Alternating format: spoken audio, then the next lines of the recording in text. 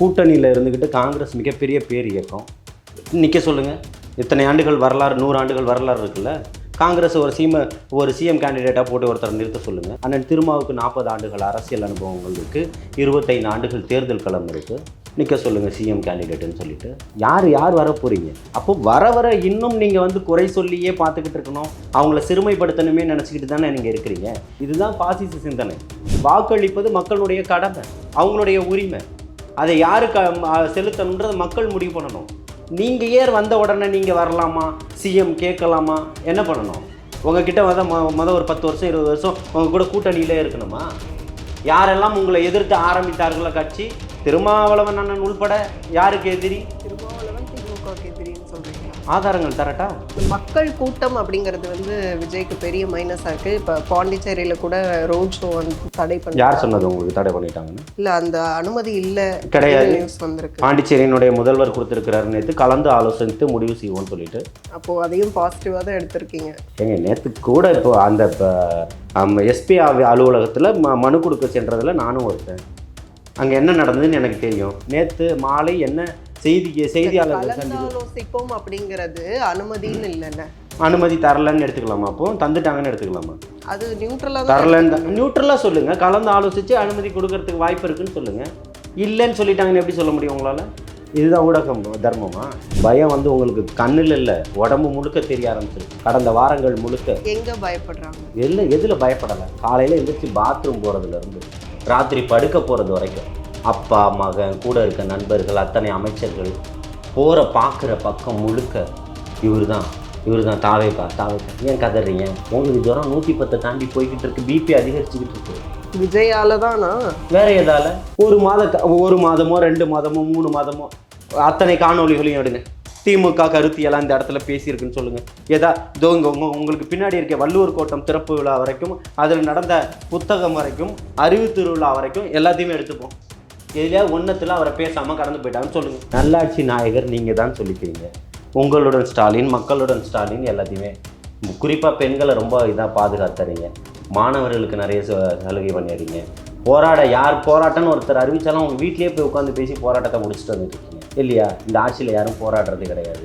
தொழிலாளர்கள் ரொம்ப சுபிட்சமாக இருக்கிறாங்க. அப்படி சொல்லணும்னா சாவுக்கு இன்றைக்கி நாட்களை எண்ணிக்கிட்டு என்னுடைய அக்கா தங்கச்சி நீங்கள் போராட்டம் நடத்திக்கிட்டு இருக்கிறாங்க. உங்களுக்கு வெக்கமா இல்லையான்னு கேட்குறேன். தூய்மை பணியாளர்கள் போராட்டம் இன்னைக்கு 122 நாளை தாண்டி போய்கிட்டு இருக்கு. என்ன பண்ணி கிழிச்சிட்டீங்கன்னு கேட்குறேன். இன்க்ளூசிவ் நியூஸ் தமிழ் நேயர்களுக்கு வணக்கம். இன்றைக்கு நேர்காணலில் நம்ம கூட இணைஞ்சிருக்காங்க தாவேகா ஆதரவாளர் திரு ஜலீல் அவர்கள். நிறைய கேள்விகள் கேட்க போகிறோம், வாங்க பேசலாம். வணக்கம் சார்.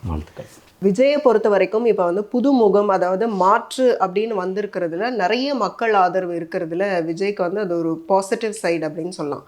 ஆனாலுமே அவர் பேசக்கூடியது அது எல்லாமே ரொம்ப திரைப்பட பாணியில் இருக்குது அப்படிங்கிற குற்றச்சாட்டுகள் சொல்லப்படுது. அது போக அவருடைய அந்த தாவேகா கட்சியினுடைய ஆக்டிவிட்டீஸுமே சிஎம் அப்படின்ற அந்த சிஎம் ஆகிற அளவுக்கான ஒரு எப்படி சொல்கிறது, அது போதுமானதாக இல்லை நடவடிக்கைகள். எனக்கு என்ன தேவைன்னு யார் முடிவு பண்ணணும்? நானா நீங்களா? எனக்கு என்ன தேவைன்றதை நான் தான் முடிவு பண்ணணும். இது டெமோக்ரஸி இல்லையா? அவர் சிஎம் இல்லை, அவர் கேட்குறது தப்புன்னு நீங்கள் ஒரு கட்சியாக இருந்துட்டு நீங்கள் எப்படி முடிவு பண்ண முடியும்? நீங்கள் ஆரம்பிக்கும் போது எம்எல்ஏவாகவே இருக்கணும் கடைசி வரைக்குன்னு கட்சி ஆரம்பித்து நடக்கிறீங்களா? தமிழக வெற்றி கழகத்தை நோக்கி கேட்கக்கூடியவங்களுக்கு இந்த பதிலை சொல்கிறேன், புரியுதுங்களா? கூட்டணியில் இருந்துக்கிட்டு காங்கிரஸ் மிகப்பெரிய பேர் இயக்கம் நிற்க சொல்லுங்கள். இத்தனை ஆண்டுகள் வரலாறு, 100 ஆண்டுகள் வரலாறு இருக்குல்ல. காங்கிரஸ் ஒரு சிஎம் கேண்டிடேட்டாக போட்டு ஒருத்தர் நிறுத்த சொல்லுங்கள். அண்ணன் திருமாவுக்கு 40 ஆண்டுகள் அரசியல் அனுபவங்கள் இருக்குது, 25 ஆண்டுகள் தேர்தல் களம் இருக்குது. நிற்க சொல்லுங்கள் சிஎம் கேண்டிடேட்டுன்னு சொல்லிட்டு.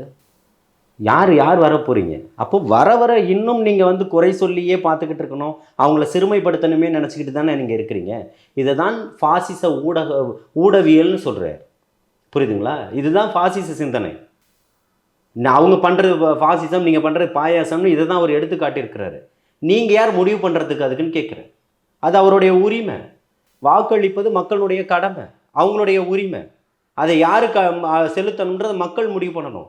நீங்கள் ஏன் வந்த உடனே நீங்கள் வரலாமா, சிஎம் கேட்கலாமா, என்ன பண்ணணும்? உங்ககிட்ட மொதல் ஒரு 10 வருஷம் 20 வருஷம் உங்கள் கூட கூட்டணியிலே இருக்கணுமா? யாரெல்லாம் உங்களை எதிர்த்து ஆரம்பித்தார்களோ கட்சி, திருமாவளவன் அண்ணன் உள்பட யாருக்கு எதிரி? திமுகவுக்கு தானே. வைகோ யாருக்கு எதிரி? அங்கதானே. திருமாவளவன் திமுகவுக்கு எதிரின்னு சொல்றீங்களா? ஆதாரங்கள் தரட்டா? ஆதாரங்கள் தரட்டுமா? எப்படி எதிரி? ஆமா.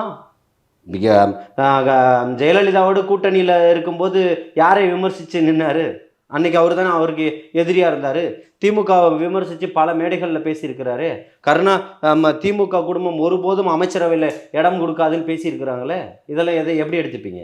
இதுக்கு பேர்லாம் என்ன நீங்கள் சொல்லுங்களேன் எனக்கு. காங்கிரஸினுடைய பேரியக்கத்தினுடைய தலைவர் யாரை கொஞ்ச நாளைக்கு முன்னாடி விமர்சித்தார்? திமுகவை தானே விமர்சித்தார். திமுக அமைச்சர் தானே விமர்சித்தார். சொல்லுங்கள். அன்னைக்கு தண்ணியை திறந்து விட போகிறீங்களே, யார்கிட்ட சொன்னீங்க? சாதி ஆணவ வெறி பிடிச்சவங்கள தான் இந்த அமைச்சராக இருக்கீங்களான்னு கேட்கலையா அவரு? ஆனாலும் இந்த கூட்டணியில் ஒன்றும் குழப்பம் இல்லை அப்படின்னு தானே சொல்கிறேன். திருப்பியும் சொல்கிறேன், கூட்டணி குழப்பம் இல்லையா? என்ன நீங்கள் யாரை ஏமாத்துறீங்க? உங்கள் மக்களை ஏமாற்றிக்கிட்டு இருக்கீங்களா? உங்கள் கூட்டணியில் குழப்பம் இருக்குது இல்லை குழம்பு வைங்க, எதனா பண்ணுங்கள். இங்கே என்ன பிரச்சனை? இங்கே ஒன்றும் இல்லையே. 2 பேரும் 10 கட்சி கூட்டணியோட இருக்கிறீங்க. கூட்டணி பலம் இருந்துட்டு போங்க. தனியாக நிற்கிறாரு, அதுவே மிகப்பெரிய சவால் தானே, வெற்றி தானே. பிஜேபியும் நாங்கள் கூட்டணியோட தான் நிற்பேனுது, அதிமுகவும் கூட்டணியோட தான் நிற்பேனுது. தனியாக நான் வந்திருக்கிறேன் அப்படின்னு சொல்லி வந்து நிற்கக்கூடியது அவர் தானே நிற்கிறாரு. அதனால தானே உங்களுக்கு இன்னைக்கு பயம். மக்கள் கூட்டம் அப்படிங்கிறது வந்து விஜய்க்கு பெரிய மைனஸாக இருக்குது. இப்போ பாண்டிச்சேரியில் கூட ரோட் ஷோ வந்து தடை பண்ணி. யார் சொன்னது உங்களுக்கு தடை பண்ணிட்டாங்கன்னு? இல்லை, அந்த அனுமதி இல்லை கிடையாது. நியூஸ் வந்திருக்கு. பாண்டிச்சேரியினுடைய முதல்வர் கொடுத்துருக்கிறாரு, நேற்று கலந்து ஆலோசித்து முடிவு செய்வோம்னு சொல்லிட்டு. அப்போது அதையும் பாசிட்டிவாக தான் எடுத்திருக்கீங்க. ஏங்க நேற்று கூட இப்போ அந்த எஸ்பி அலுவலகத்தில் மனு கொடுக்க சென்றதில் நானும் ஒருத்தன். அங்கே என்ன நடந்ததுன்னு எனக்கு தெரியும். நேற்று மாலை என்ன செய்தியாளர்கள் ஆலோசிப்போம் அப்படிங்கிறது அனுமதின்னு இல்லைல்ல. அனுமதி தரலன்னு எடுத்துக்கலாமா? அப்போ தந்துட்டாங்கன்னு எடுத்துக்கலாமா? அது நியூட்ரலாக தரலன்னு நியூட்ரலாக சொல்லுங்கள். கலந்து ஆலோசித்து அனுமதி கொடுக்கறதுக்கு வாய்ப்பு இருக்குன்னு சொல்லுங்கள். இல்லைன்னு சொல்லிட்டாங்கன்னு எப்படி சொல்ல முடியும் உங்களால்? இதுதான் ஊடகம் தர்மமா? இல்லை, இல்லைன்னா உடனடியாக இப்போ கரூர் இஷ்யூ ஒரு மாதம் கழிச்சு தரேன்றாங்களா? அந்த அனுமதிக்கு அப்போ அந்த குழப்பம் வந்து ஏன் உடனே தரல? யாருக்கு? ஏங்க ஒரு கடிதம் கொடுத்துருக்கீங்க, ஆலோசனை பண்ணி முடிவெடுப்பேன்னு சொல்றீங்க, இதில் என்ன தப்பு இருக்கு? நான் கேட்க வர்றது, கூட்டம் வந்து ஒரு மைனஸாக தாவேகாவுக்கு இருக்கு. அந்த நெருக்கடி குழப்பவாதிகளும் அதை வந்து மடைமாற்றம் செய்ய நினைக்கக்கூடிய திமுக காரர்கள் பரப்பி விடக்கூடிய பொய் தான் அது. நீங்க யார் பாதிக்கப்பட்டாருன்னு சொல்லிங்களோ அந்த பாதிக்கப்பட்ட மக்கள் அத்தனை பேரும் சொல்லியிருக்கிறாங்க, இதுக்கு பொறுப்பு அவர் அல்ல நாங்க தான் அப்படின்றத சொல்லியிருக்கிறாங்க. இன்னும் வேற என்ன சாட்சிகள் வேணும் உங்களுக்கு? இன்னும் என்ன ஆதாரங்கள் கேட்குறீங்க? இன்னும் இப்படி மடைமாற்றம் வேலையே பார்த்துக்கிட்டு இருக்கணும் திமுக. தாவேக்கா தான். யார் தற்கொலைன்னு தெரியுதா உங்களுக்கு? இப்போ பயம் வந்து உங்களுக்கு கண்ணில் இல்லை, உடம்பு முழுக்க தெரிய ஆரம்பிச்சிருச்சு. கடந்த வாரங்கள் முழுக்க எங்க பயப்படுறாங்க? எதில் பயப்படலை? காலையில் எந்திரிச்சு பாத்ரூம் போகிறதுலேருந்து ராத்திரி படுக்க போகிறது வரைக்கும் அப்பா மகன் கூட இருக்க நண்பர்கள் அத்தனை அமைச்சர்கள் போகிற பார்க்குற பக்கம் முழுக்க இவர் தான் தாவேக்கா. ஏன் கதறீங்க? உங்களுக்கு ஜுரம் 110 தாண்டி போய்கிட்டு இருக்கு, பிபி அதிகரிச்சுக்கிட்டு இருக்கு. விஜயால தானா? வேற எதால? ஒரு மாதமோ 2 மாதமோ 3 மாதமோ அத்தனை காணொலிகளையும் எடுங்க.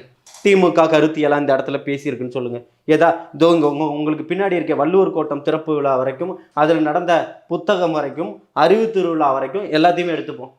எதுலையா ஒன்றத்தில் அவரை பேசாமல் கடந்து போயிட்டாங்கன்னு சொல்லுங்க. அப்போ விஜய் வந்து ஒரு பொருட்டு இல்லைன்னா அவரை பேசாமல் கடந்து போயிருக்கணும். பயப்படுறதுனால தான் அவரை பற்றி பேசுகிறாங்களா? யாரு? திமுகவோ? ஆட்சியும் அதிகாரம் யார்கிட்ட இருக்கு? திமுக கிட்ட. நல்லாட்சி நாயகர் நீங்கள் தான் சொல்லிக்கிறீங்க. உங்களுடன் ஸ்டாலின், மக்களுடன் ஸ்டாலின், எல்லாத்தையுமே குறிப்பாக பெண்களை ரொம்ப இதாக பாதுகாத்துறீங்க. மாணவர்களுக்கு நிறைய சலுகை பண்ணிடுறீங்க. யார் போராட்டம்னு ஒருத்தர் அறிவித்தாலும் உங்கள் வீட்லேயே போய் உட்காந்து பேசி போராட்டத்தை முடிச்சுட்டு வந்துட்டு இருக்கீங்க இல்லையா? இந்த ஆட்சியில் யாரும் போராடுறது கிடையாது. தொழிலாளர்கள் ரொம்ப சுபிக்ஷமாக இருக்கிறாங்க. அப்படி சொல்லலாமா? சாவுக்கு இன்னைக்கு நாட்களை எண்ணிக்கிட்டு என்னுடைய அக்கா தங்கச்சிங்க இங்கே போராட்டம் நடத்திக்கிட்டு இருக்கிறாங்க. உங்களுக்கு வெக்கமா இல்லையான்னு கேட்குறேன். தூய்மை பணியாளர்கள் போராட்டம் இன்னைக்கு 122 நாளை தாண்டி போய்கிட்டு இருக்கு. என்ன பண்ணி கிழிச்சிட்டீங்கன்னு கேட்குறேன். சோறு கேட்டாங்களா? அவங்களுடைய உரிமையை கேட்டுக்கிட்டு இருக்கிறாங்க. நீ இன்னும் மக்களை பஞ்சத்தில் வச்சிருக்கிற மாதிரியே சோறா கேட்டுக்கிட்டு இருக்கான். அவனுடைய உரிமையை நீ கொடுக்க மாட்டேற. நீ கம்யூனிசத்தை பத்தி பேசிக்கிட்டு இருக்கிற. விஜயோடைய கால்கள் வந்து தரையிலே படுறது இல்லை. அவர் வந்து ஒன்லி ஸ்கிரிப்டடாவே வராரு, பேசுறாரு. ஆனா மக்களோட வலி என்னன்னு அவருக்கு தெரியாது. சொன்னது யாரு அப்படின்னு விமர்சனங்கள் வைக்கப்படல. சொன்னது இவங்க தான் சொல்லுங்க, நான் பதில் சொல்றேன். NTKல இருந்து சொல்றாங்க. யாரு? சாட்டை துரைமுருகன் அவர்கள். அவங்க அண்ணன் எப்படி இருக்கிறாரு? திரள் நிதி வாங்கிக்கிட்டு எங்கேருந்து வந்தது இவருக்கு பணம்? திரள் நிதி கேட்டு வாங்குறீங்க. இருக்கக்கூடிய வீட்டில் வளர்க்கக்கூடிய நாய்களும் பறவைகளும் அயல்நாட்டு வகைகள். உங்கள் பிள்ளைகளை படிக்க வைக்கக்கூடிய அளவுக்கு இங்கே பள்ளிக்கூடங்களே இல்லைன்னு முடிவு பண்ணிட்டீங்க. என்ன நீங்கள் போகக்கூடியது 50-60 லட்ச ரூபாய்க்கு மேலே இருக்கக்கூடிய காரு. அதுக்கு முன்னாடி வரைக்கும் உங்களுடைய நிலைமை என்ன? அவர் பிறக்கும் போதே சில்வர் ஸ்பூன் தான். களத்தில் வந்து இன்னைக்கு உங்களுடைய நோக்கம், உங்களுடைய எதிரி யார்? நீங்கள் என்ன சொல்லி கட்சி ஆரம்பிச்சிங்க? காங்கிரஸும் இந்த பௌத்த பேரினவாத அழிவுக்கும் காரணமான இந்த திமுகவும் தானே எதிரிகள்னு சொல்லி ஆரம்பிச்சிங்க. இன்றைக்கி எப்படி பங்காளி ஆகிட்டாங்க உங்களுக்கு? சங்கிகள் எப்படி சகத்தோழன் ஆகிட்டான்? 2010-11 பிஜேபிக்கு ஆதரவாக தாமரையில் போய் எப்படி ஓட்டு கட்டிட்டு வந்தீங்க? நாடு மாறி வேலைன்னு சொல்லுவாங்க இதுக்கு பேர். இல்லை, இப்போவும் பாஜகவை எதிர்க்க தான் செய்கிறாங்க, திமுகவை அதிமுகவை எதிர்க்க தான் காசு வாங்கிக்கிறாங்க. அப்போ அப்படி தானே எதிர்த்துட்டு காசு வாங்கிக்கிறீங்களா? சங்கி எப்படி சகத்தோழனானா? எதிர்க்கிற நீங்கள் உங்களுக்கு எப்படி திமுக பங்காளியாச்சு? வெக்கமாகவே இல்லையா உங்களுக்கு கொஞ்சம் கூட? பெரியாரை தூக்கிட்டு கொண்டாடினீங்க, தூக்கி போட்டு உடச்சிட்டிங்க. அண்ணாவை தூக்கிட்டு கொண்டாடினீங்க, தூக்கி போட்டு உடச்சிட்டிங்க. விஜயகாந்தை தூக்கிட்டு ஓடினீங்க, தூக்கி போட்டு உடச்சிட்டிங்க. அந்த அம்மாவை தூக்கிட்டு ஓடினீங்க, தூக்கி போட்டு உடச்சிட்டிங்க. எம்ஜிஆரை தூக்கிட்டு ஓடினீங்க, தூக்கி போட்டு உடச்சிட்டிங்க. யார் நீங்கள்? காமெடி பீஸ் நீங்கள். இன்னும் உங்களுக்கு 8% வாக்குகள் இருக்குன்னு நினச்சிக்கிட்டு இருக்கீங்களா? கிழிச்சு தொங்க விட போகிறோம் 2026 உங்களை. நீங்கள் இன்னும் கருத்து சொல்லிக்கிட்டு இருக்கீங்களா? 14 ஆண்டுகள் இன்னும் என்ன அவங்களுடைய வளர்ச்சியை தானே காமிக்கும். எங்க வளர்ச்சி காட்டுச்சு? அவங்க மக்கள் மாற்றம் ஒன்று வேணும்னு நினைச்சான். மக்கள் மாற்றம் ஒன்று வேணும்னு நினைச்சான். இங்க 2 பேரும் தேவையில்லைன்னு சொன்னான். நீங்க சொல்லக்கூட மாதிரி திமுகவோ அண்ணா திமுகவோ ஒரு நல்ல ஆட்சி கொடுத்ததுன்னா இந்த 8% சீமான் வளர்ந்தே இருக்க முடியாது. மாற்றம் வேணும்னு நினைச்சவன் சீமானை பாதி பேர் நம்பாதவன் அந்த ஓட்டுகளை மாற்றி போட்டான். நோட்டாவுக்கு ஏன் போடணும், சரி ஒரு மாற்றம் மாறட்டும்னு போட்டான். அதனால நீங்கள் இன்றைக்கி வளர்ந்தீங்க. மக்கள்கிட்ட போய் பேசுகிறேன்னா மாட்டுக்கிட்டையும் ஆட்டுக்கிட்டையும் நின்று பேசிக்கிட்டு இருக்கிற நீ என்ன மாற்றத்தை கொண்டு வர போகிற? அவர் எலைட்டாவே இருந்துட்டு போறாரு, உனக்கு என்ன பிரச்சனை? மக்கள் அவரை தான் நம்புறான். ஆடுகளுடைய நலனை ஒரு தலைவர் பேசுறதுல அது ஏன்? மனிதனுடைய நலனை பேசு. கோயம்புத்தூர்ல என் தங்கச்சி நம்ம பாலியல் வன்புணர்வு பண்ணி இந்த மாதிரி சாகடிச்சிட்டான், அதை பேசு. அதையும் தானே பேசுறாங்க. யாரு? அதை தான் சொல்றேன். நீதி போராடக்கூடியதுக்கு இன்னைக்கு மக்களுக்கு என்ன நீதியோ அதை கேளுங்க. ஆடு மாடு மேய்ப்பவனுக்கு என்ன பிரச்சனைன்றதை நீ முதல் பாரு, அப்புறம் ஆட்டு மாட்டுக்கு பார்க்கலாம். உனக்கு இங்க என்ன அடிப்படை பிரச்சனைன்னு தெரியலையே. நீ காசு வாங்கினதுக்கு அப்புறம் நான் சொல்லலை, அவன் கூடவே இருந்தவர் தான் சொல்றாரு. காணொலி ஆதாரங்கள் இருக்கு. காசு வாங்கிட்டாங்கன்னா? ஆமா, அவரும் அவர் பொண்டாட்டியும் போய் மாப்பிள்ளை சாரை போய் பார்த்து வாங்கிட்டாங்கன்னு சொல்றாரு. யார் சொன்னாங்க? அவர் கூடவே இருந்தவர் தான், ஜெகதீச பாண்டியன். அந்த மாதிரி மக்கள் நலனை பேசக்கூடியவர்கள் மக்கள் சார்ந்து இருக்கணும். அவர் மக்கள் சார்ந்து இருக்கிறாரு. தன்னுடைய துறையை தூக்கி வச்சுட்டு ஓரம் வச்சுட்டு மக்களுக்காக தான் வராரு. நீ அதே விமர்சனம் பண்ற. விஜய்க்கு வந்துட்டு கொள்கையே இல்லை அப்படின்னும் அவர்கள் தரப்புல விமர்சிக்கப்படுது. கொள்கையை வச்சு எல்லா உயிருக்கும் அப்படிங்கிறது ஒரு கோட்பாடு தான், அது வந்து ஒரு கொள்கை இல்லை. சமூக நீதினு பேசியிருக்காரு, அதுதானே கொள்கை. பிறப்போக்கும் எல்லா உயிருக்கும் சமூக நீதியோட நம்ம மக்களை அணுகணும் அப்படின்னு சொல்றாரு. சமத்துவம் சமூக நீதியை பற்றி பேசுறாரு. சமூக நீதி கொள்கை இல்லையா? வா பேசு, உட்காரு, நானும் வந்துடும் பேசுவோம். நீ எதன் அடிப்படையில் பெரியாரை தூக்கி வச்சுக்கிட்டு ஆடுன? நான் என்ன கேட்குறேன், சமூக நீதி. ஆமா, அதை இப்போ பேசியிருக்கிறாருல்ல. பெரியாரை ஏத்துக்கிறேன், கடவுள் மரப்பை ஏத்துக்கலைன்றதையும் பதிவு பண்ணியிருக்கிறாருல்ல முதல் மாநாட்டிலேயே. அப்போ நீ தானே தற்குறியா இருக்கிற, என்னன்றது தெரியாம. தற்குறிங்கிற அந்த சொல்லாடலே வந்து அவர்கள் தரப்புல சொன்னாலும் சரி, நீங்க திருப்பி சொன்னாலும் சரி, அந்த அந்த அந்த சொற்களை யாருக்கும் சொல்ல வேண்டாம் அப்படிங்கிறது தான். யாருக்கும் சொல்ல வேணாம் சொல்லிட்டு இருக்கீங்க. இல்ல, அவங்க சொல்றது அவங்களதான் நானும் சொல்றேன். இப்ப யாரு தற்குறின்னு தான் நான் கேட்டேன். அவங்கள தற்குறின்னு சொன்னா அப்ப யாரையோ தற்குறின்ற மாதிரி தானே. நான் ஒண்ணு சொல்றேன், உனக்கு எந்த புரிதலுமே இல்லாம வாங்கின காசுக்கு நீ பாட்டுக்கு பேசிக்கிட்டே இருக்கிறிய வேகமா. இங்க என்ன நடக்குதுன்னு பாரு. 14 ஆண்டுகளா உனக்கு கஷ்டப்பட்டவன் இன்னைக்கு இருக்கிறான் உங்ககிட்டன்னு கேட்கிறேன். எல்லா மாவட்டங்களையும் 234 தொகுதிகளிலும் போட்டிட்டு இருப்பாங்கல்ல கடந்த காலங்கள்ல. இப்போ அவங்க ஏன் வரல சொல்லு? 40 பாராளுமன்ற தொகுதிக்கும் நின்றுப்பாங்கல்ல வேட்பாளர்கள், அவங்க எங்கே போயிட்டாங்க சொல்லு? அவங்கெல்லாம் கொள்கையை ஏற்று தானே என்னாங்க. தாவேக்காக்கு கொள்கை இல்லை, உங்களுக்கு கொள்கையோட தானே என்னாங்க. ஏன் அந்த கூட்டம் இல்லை இன்னைக்கு உங்ககிட்ட? ஏன் இல்லை? காசு பார்த்துக்கிட்டு இருக்கிறவனெல்லாம் தோக்கடிச்சுக்கிட்டு கமலஹாசன் மாதிரி நீங்களும் ஒரு கபடதாரியா 14 வருஷம் இருக்கிறீங்க. ஒரே ஒரு கவுன்சிலர் சீட் இருக்குன்னு சொல்லு, நான் ஒத்துக்கிறேன். உன் கொள்கையை வச்சு நீ ஜெயிச்சிட்டேன்னு. கொள்கையே இல்லாதவங்க கட்சியை ஆரம்பிக்கிறதுக்கு முன்னாடி உங்கள் பார்வையில் வெறும் A4 ஷீட்டில் வந்து அவரோட ஃபோட்டோவை காட்டி 130 பேர் ஜெயிச்சிட்டானே ஊராட்சி ஒன்றியத்தில் கவுன்சிலர்களா. பேசுறதுக்கு முன்னாடி சுய பரிசோதனை பண்ணிக்கங்கன்னு சொல்லுவாங்க. மாற்றன் வரும்போது விஜய் அவர்கள் முன்னெடுக்கக்கூடியதுமே வந்து காமராஜர் ஃபார் நாடார், முக்குலத்தோர் அப்படின்னா வேலு நாச்சியார், இந்த மாதிரி வந்து அவருமே வந்து சாதி சார்ந்து தான் அடையாளங்களை தேர்வு செய்திருக்கிறார் அப்படிங்கிறதுமே குற்றச்சாட்டாக இருக்கு. மறுக்க முடியுமா? நீ தான் அறிவியல் அரசியல் மூடன்னு சொல்கிறாங்க. ஒரு ஒரு ஒரு ஒரு மிகப்பெரிய தலைவர்களை சாதிய அடையாளத்துக்குள்ள வந்து ஒரு ஒரு கட்டமைப்புக்குள்ளே கொண்டு போய் சொருகிறது சரியா? அம்பேத்கரை வந்து ஒரு சாதிய தலைவராக தான் பார்ப்பீங்களா? அப்போ இன்னைக்கு இந்திய கான்ஸ்டிடியூஷனை எழுதுனது யாரு? அம்பேத்கர். அதனால நாங்கள் நாடாரு நாங்கள் ஏற்றுக்க மாட்டோம், நாங்கள் தேவர் நாங்கள் ஏற்றுக்க மாட்டோம், நான் வந்து முஸ்லீம் ஏற்றுக்க மாட்டேன்னு சொல்ல முடியுமா?